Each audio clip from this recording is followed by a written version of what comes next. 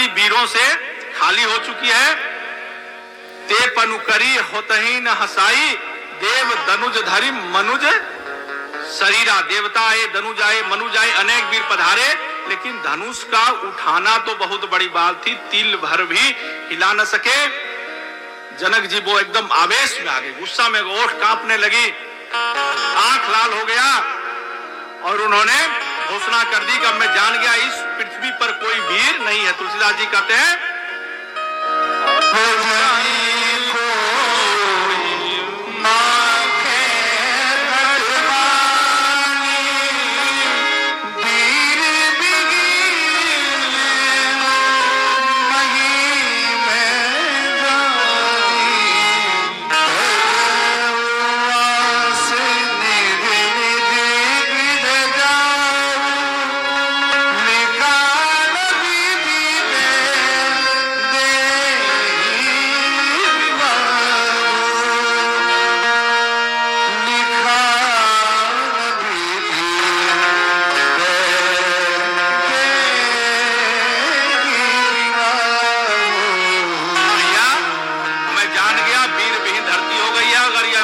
तो प्रतिज्ञा नहीं लेता, और अब मुझे लगता है कि विधि ने हमारे सीता जी का विवाह ही नहीं लिखा है। अब जाने कोई माखे भट्ट मानी, मैंने जान लिया है धरती पीरों से खाली हो गई है। जो समझदार राजा थे, भारी सभा में सन्नाटा छा गया है। अरे भैया, राजा बोले भैया अब तो उठ लो, अब क्या बेइज्जती से हो गया क्या? लेकिन ये अहंकार राजाओं को इतना था, कुछ सुनने के लिए नहीं। एक राजा से वो उठो भैया अब तो बेइज्जती हो गई। बोले हम नहीं उठेंगे। बोले पूछे क्यों नहीं उठोगे भैया? बोले से तुम्हारी नाक ही कट जाएगी। तो समझदार राजा का भैया अब नाक बची रहे तब तो कटेगी, नाक ही कहां बची है जो कटेगी? नाक तो तुम्हारी धनुष ने पहले ही काट ली है। तो बोले नहीं हम तो बैठे रहेंगे, हमको एक आशा है। बोले क्या आशा है भैया? कौन बात का आशा भैया? जब मनाही कर दिया, बोले स्वयंवर की, जब धनुष को तोड़िए नहीं पाएगा तो स्वयंवर होगा। और क्या मतलब? धनुष नहीं टूटेगा तो राजा अपनी प्रतिज्ञा को बदलेगा। अरे कोई कन्या को अपने घर में कुंवारी थोड़ा बैठा के रखेगा? ये तो गुस्सा में बोल रहा है, गुस्सा 10 मिनट में शांत हो जाएगा।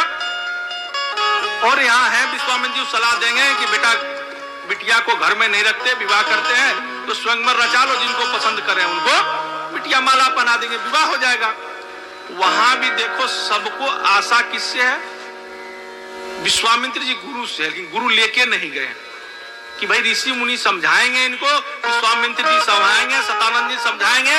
राजाओं को भी विश्वास गुरु पे है वहां, तब भी हम गुरु को भूल जाते हैं। तो बरमाला डाल देगी, बेटी का विवाह हो सकता है मेरा ही नंबर आ जाए भैया, क्या पता, देख लो अंतिम तक। जब इतना बेइज्जती हो गया था, थोड़ा और क्या होगा। हाँ, एक हमारे भक्त थे, उनको एक नर्स थी, वो बड़ी परेशान कर दी थी, विमला देवी थी। तो मेरे पास आए तो मैंने एसएचओ साहब को बोला कि यार देखो इसकी जमीन है और वो बड़ा परेशान करती है, कुछ तो करो। बोले महाराज जी जिसका इज्जत होगा उसी को तो बेइज्जत करेंगे, वो तो हमारे जब जाते हैं तो कपड़े खोलने लगते हैं, तुम्ही को फंसा देंगे, और उसके कोई इज्जत ही नहीं, तो मैं क्या कर सकता हूँ, उसको कैसे बेइज्जत करूं? तो राजाओं को जब इज्जत ही सब खो दिया कि जब इतना बेइज्जती हो ही गया है तो और क्या हो लेगा हमारा भैया।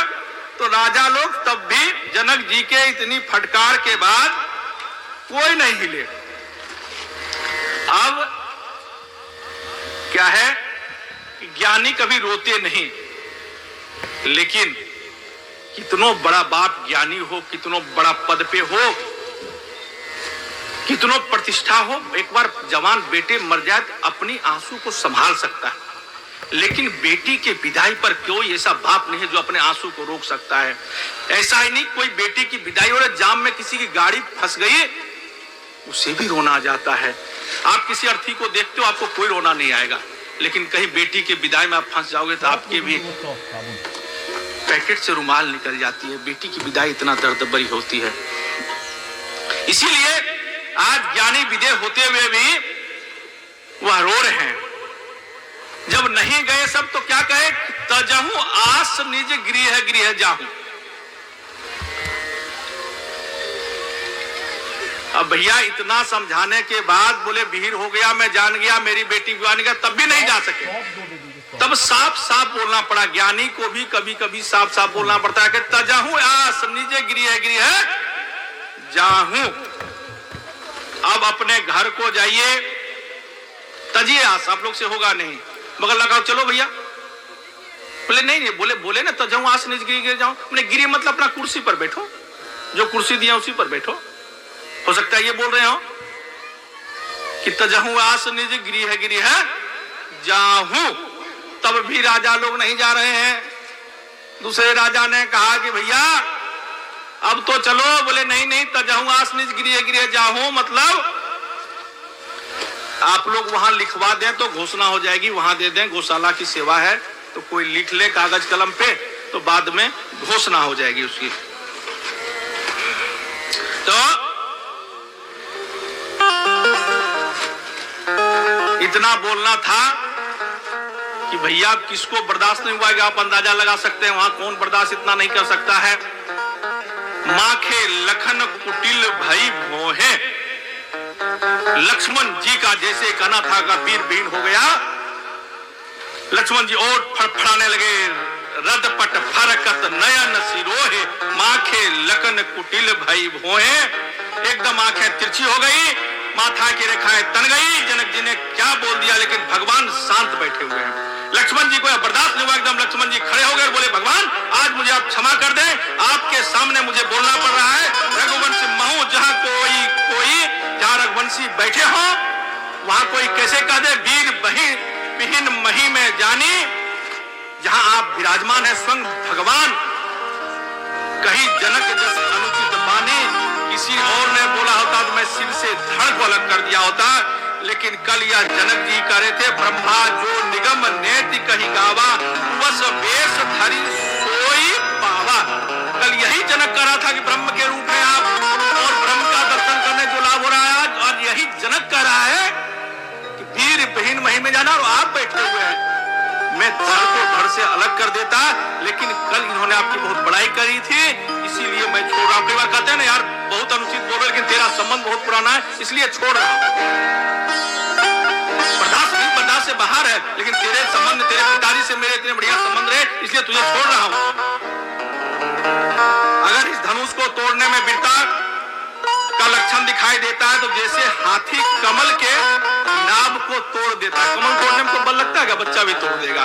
बोले वैसे मैं इस धनुष को तोड़ दूं, जो तुम्हारा अनुशासन पावो, कुदंक एव ब्रह्मांड उठाओ। अगर भगवान आप कह दे तो पूरे ब्रह्मांड को, जैसे फुटबॉल बच्चा हाथ में ले घूमता है, उसे ब्रह्मांड को मैं हाथ में ले लूं और कई सौ योजन दूर फेंक दूं। लेकिन आपके अनुशासन, आपका आदेश हो तो तोर छत्रक दंड जिमी तब प्रताप बलनाथ। जो न करो प्रभु पद शपथ, करहु न धरहु धनु नाथ। आपने अगर मैं ऐसा नहीं कर पाया तो क्षत्रिय धर्म को छोड़ दूंगा, जीवन भर धनुष बाण को धारण नहीं करूंगा। लखन सकोप बचन जब बोले, डग बगान मही दिग्गज डोले। यह सुनकर दिग्बार बगाने लगे, धरती कांपने लगी, सभा संतोष में डूब गई, एकदम संतोष आ गए। मुझसे बड़ी गलती हो गई, केवल दो ही स्थिर है, एक धनुष और एक भगवान श्री राम, बाकी सब डोल रहे। भगवान ने मुस्कुराकर लक्ष्मण जी को अपने, लक्ष्मण जी ने कहा भगवान आप भी कमाल है, मैं क्रोध में इतना लाल हो रहा हूं और आप मुस्कुरा रहे हैं, कुछ बोल नहीं रहे। भगवान बोले तेरा लाल होना बहुत जरूरी है, क्योंकि तेरा नाम ही लाल है, लखन लाल है, तू तो वैसे भी मेरा लाल है, और दूसरा तेरा लाल होना इसलिए भी आवश्यक है। संतों ने इसमें बहुत अच्छे तर्क दिए। भगवान ने कहा जब सूरज पूरब दिशा में उदित होता है तो सूर्य तो बहुत बाद उदित होता है, पहले सूर्य की लालिमा आती है। वैसे लखन लाल जी ने आज लाल होकर लालिमा पैदा कर दी है। अब कुछ देर के बाद सूर्य का भी उदय राम के रूप में हो जाएगा। लालिमा तूने प्रकट कर दिया लखन लाल जी, प्रकाश मैं प्रकट करूंगा। मैं गर्जन पहले करते हैं, वर्षा बाद में आती है। काल गर्जना तूने कर दिया, वर्षा मैं कर दूंगा। लेकिन सुन, तू क्या समझता है जनक जी की बातें मुझे बुरी नहीं लगी क्या? मैं भी तो उसी रघुवंश से हूं। लेकिन यहां गुरुदेव विराजमान है और जब तक गुरुदेव की आज्ञा नहीं हो तब तक मैं कैसे बोल सकता हूं? तू तो काल है, लेकिन मैं स्वयं मर्यादा के रूप में आया हूं और गुरुदेव है। गुरुदेव का जब तक आदेश नहीं होगा मैं कैसे कुछ बोल सकता हूं, मैं कैसे कुछ कर सकता हूं? लखन तू बैठ जा, गुरुदेव की मर्यादा का उल्लंघन हो जाएगा, तू बैठ जा, क्योंकि काल मेरे पास नहीं, मैं स्वयं काल के पास समा जाता हूं, मैं स्वयं काल के गाल में समा जाता हूं। एक बार कैलाश में कैबिनेट मीटिंग थी, बैठक थी, सभी देवताओं को बुलाया गया, सभी अपने वाहन से आए, गरुड़ जी से उतर के और विष्णु भगवान अंदर प्रवेश कर गए कैलाश में। गरुड़ जी वाहन बाहर ही रहता है, ड्राइवर और गाड़ी बाहर ही रहती है। जमराज आए तो एक बड़ी सुंदर पंछी था वहां कैलाश में, जमराज उसको देखने लगा। गरुड़ जी सोचे जमराज देख लिया ये बच नहीं पाएगा और अभी निकलेगा ये प्राण ले लेगा इसका। तो हमारे मन जितने तेजी से चलते हैं उसके भी 100 गुना गरुड़ तेज चलते हैं। तो गरुड़ जी ने कहा इसको बचाया जाए, तो उन्होंने वहां से उठा के 400 योजन दूर एक समुद्र के किनारे पर उस पक्षी को पहुंचा दिया। यहां से उनको जाने में भी बहुत समय लगेगा। जब सभा खत्म हुई और जमराज निकलने लगे, फिर वो इसी पंछी को देखने लगे। तो गरुड़ जी बोले क्या देख रहे हैं? बोले यहाँ एक पंछी था। बोले मैं समझ गया उसको आप छोड़ेंगे नहीं, इसलिए मैं। तो क्यों देख रहे हैं भैया? बोले उसमें ये सोच रहा हूं कि इसकी मृत्यु यहाँ से 400 योजन दूर समुद्र के किनारे एक सांप को निकलेगा, वो खाएगा और ये तो 4 महीना में भी उड़ के नहीं जा पाएगी वहां। तो मैं सोच रहा हूं भगवान का विधान क्या टल जाएगा क्या? तो मीटिंग में मेरा ध्यान सबसे ज्यादा इसी पंछी पर था कि विधाता ने जो लिखा है वो टल जाएगा। गरुड़ जी ने अपना माथा पीट लिया कि मैं 400 योजन दूर वहीं छोड़ के आया। तो काल के पास हम स्वयं ही चले जाते हैं।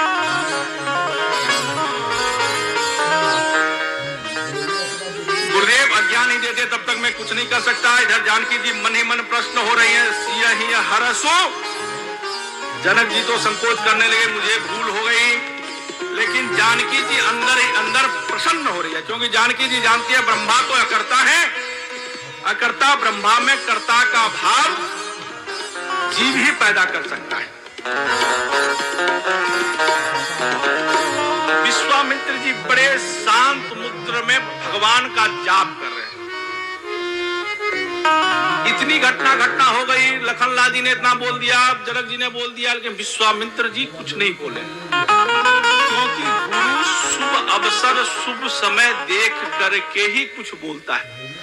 और गुरु नहीं कुछ बोल रहा है तो उनके मन में कुछ न कुछ है। तो कहते हैं विश्वामित्र जब समय जाना है कि अब शुभ है, तो गोस्वामी जी कहे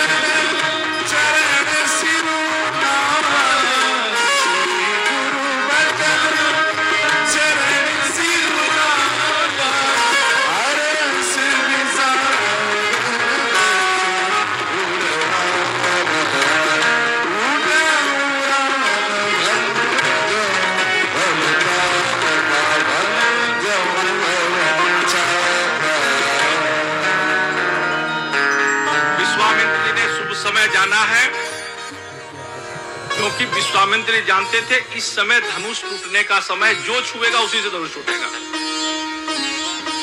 क्योंकि विश्वामित्र जी उस विद्या को जानते थे और राम जी के पास गुरु थे। तो विश्वामित्र जी ने कहा उठाऊं राम भंजाऊं भव चापा, अब मेट ही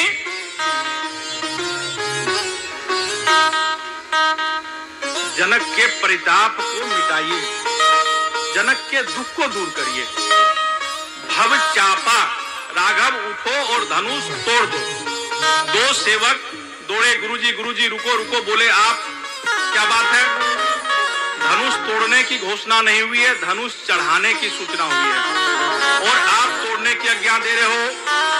विश्वामित्र जी ने कहा नहीं, धनुष टूटेगा। क्यों? बोले ये अहंकार का प्रतीक है, ये अहंकार को चढ़ाया नहीं जा सकता है, ये अहंकार को तोड़ा जाता है और ये अहंकार जितना चढ़ाओगे ये अहंकार उतना भारी होता चला जाएगा। तो विश्वामित्र जी ने धनुष को तोड़ने की आज्ञा दे दी। उठा हूं राम भंजऊ भव चापा।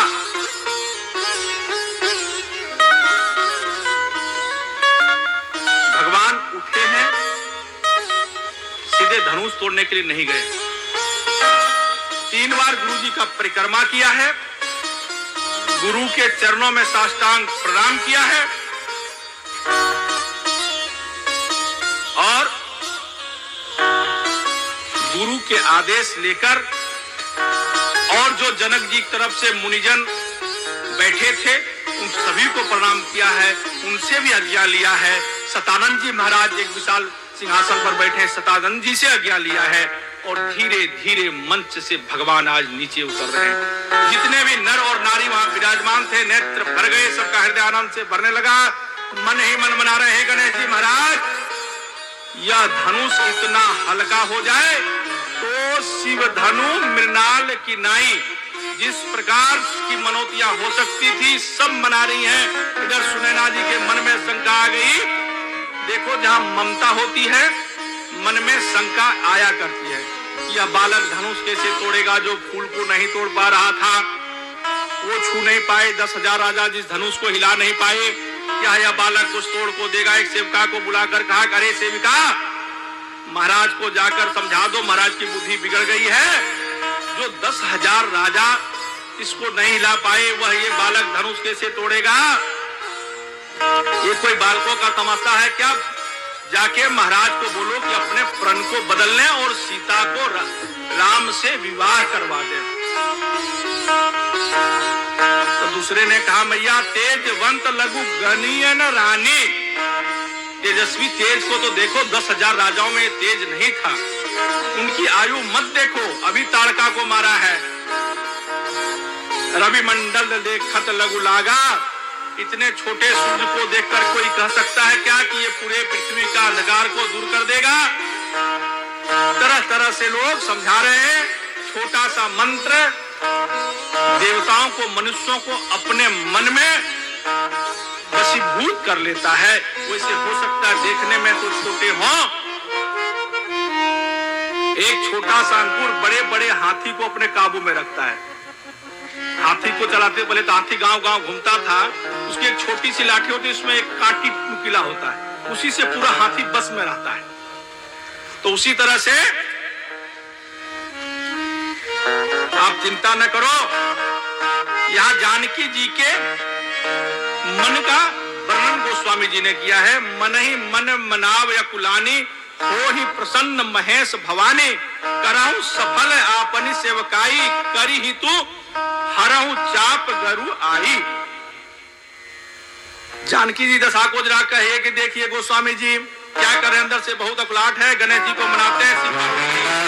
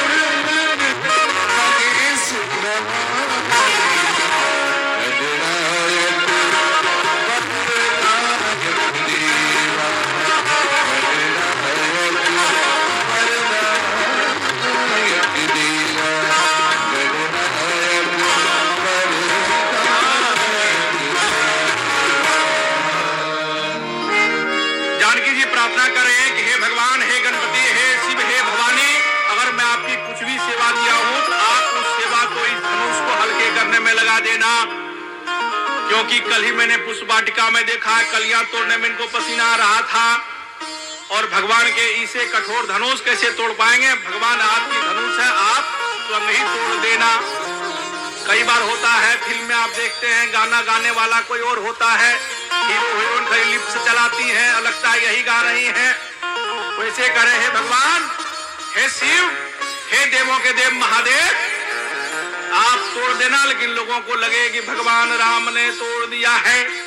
जैसे वहां भी घटना घटी थी, पुतना जब जहर लगा के आए तो किसने कहा कि हे महादेव, आपको जहर पीने का आदत है, ऊपर ऊपर का जहर तू पी लो, अंदर का माल में भोगूंगा, दूध में पीऊंगा, जहर तो तेरा आदत है। तो यहाँ भी सिया जी कह रही है कि भैया आप तोड़ देना, लेकिन लगे कि भगवान ने तोड़ा है। जानकी जी बहुत संकोच नेत्रों से आंखों के आंसू के दर्शन करा दिया, और जैसे ही नेत्रों के आंसुओं के दर्शन किए, भगवान मैंने रोज कहता हूं कुछ भी सहन कर सकते, लेकिन भक्त के आंसू को सहन नहीं कर सकते। लोचन जलू रहा, लोचन कोना टपकने तो नहीं दिया, लेकिन आंसू को नेत्र में ही डबडबा रहे हैं। प्रभु ने सोचा आंसू नीचे गिर गया तो पृथ्वी भी जल सकती है।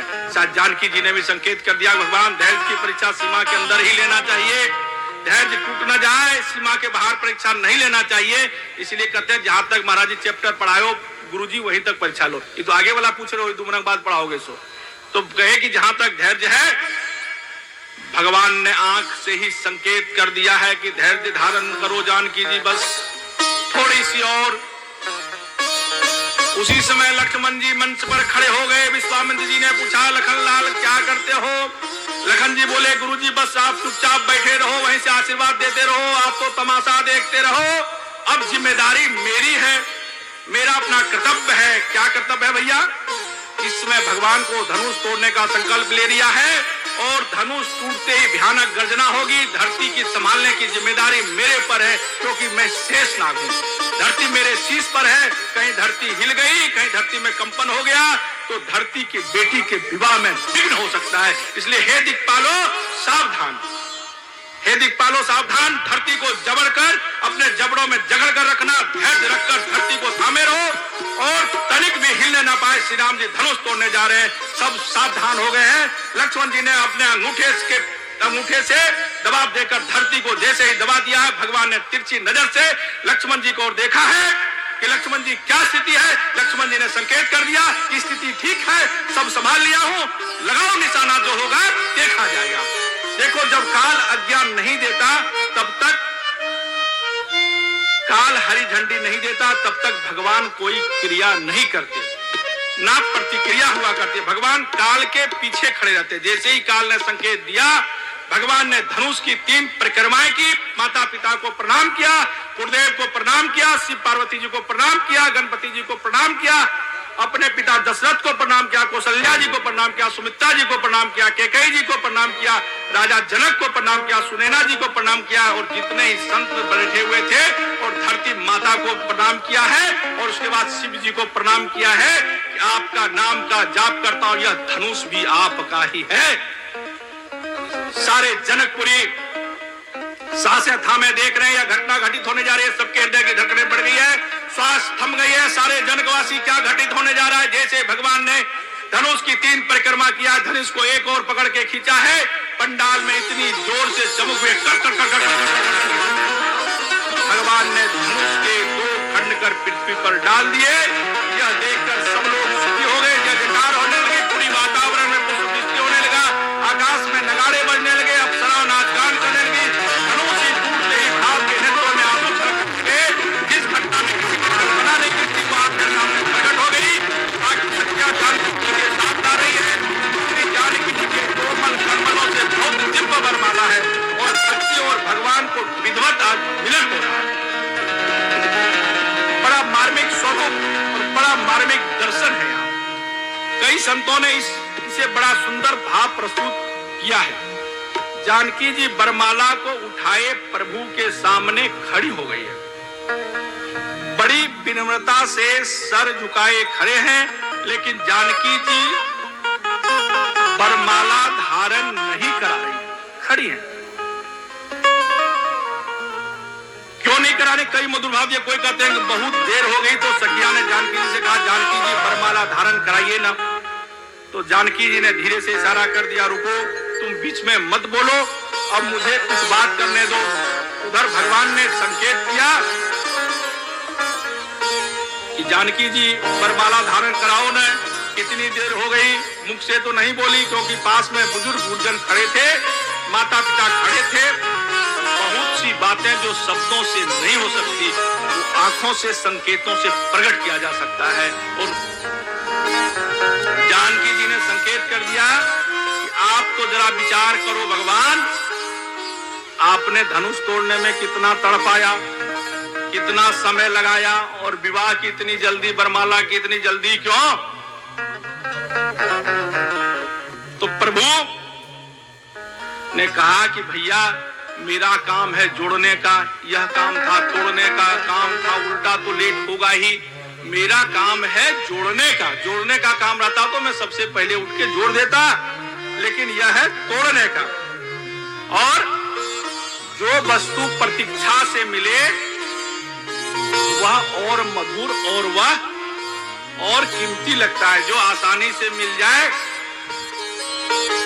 उस पर हमें उसकी कीमत नहीं दिखाई देता। तो बोले जब आपको वह वस्तु कीमती, तो थोड़ा आप भी कीमती हो जाओ, इतने हल्के क्यों रहे हो।